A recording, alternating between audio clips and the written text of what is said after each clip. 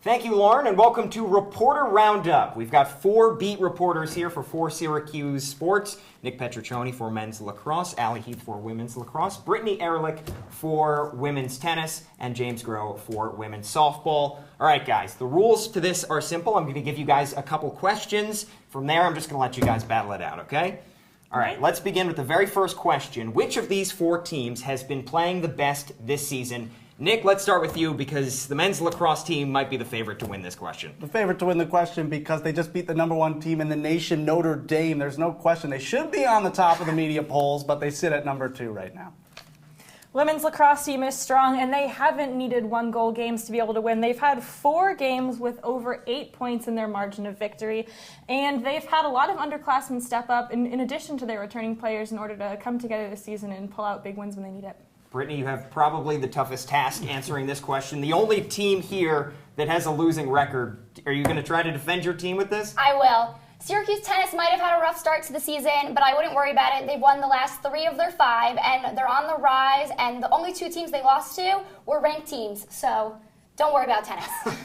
Well, SU softball is already 29 games into their season. They have 15-20 more to go. They've got stamina for sure. Nothing like these teams do have because their records are, 10 games at most.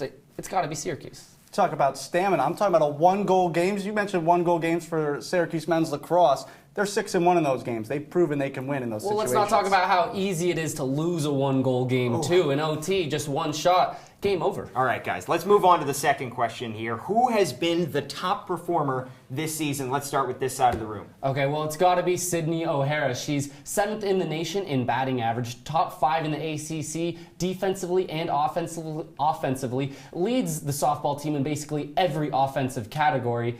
Enough said.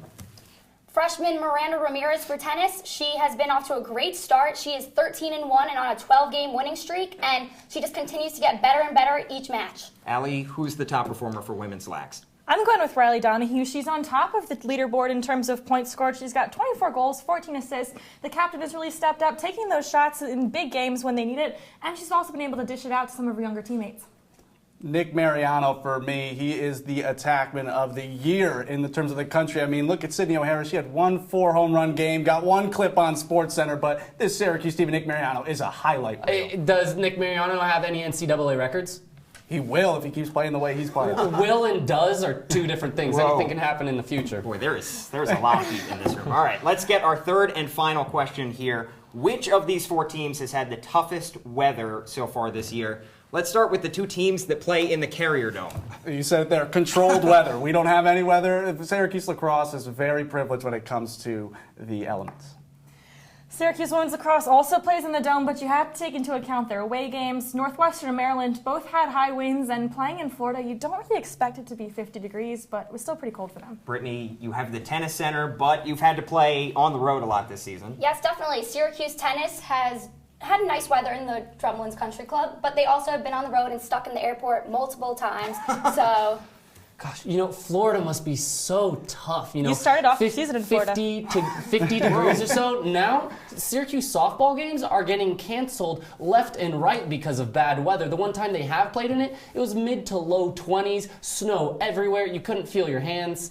It's got to be Syracuse softball. Let's remember that you do start most of the season on the road in some pretty nice areas. Hey, but now we're back in Syracuse. It's winter.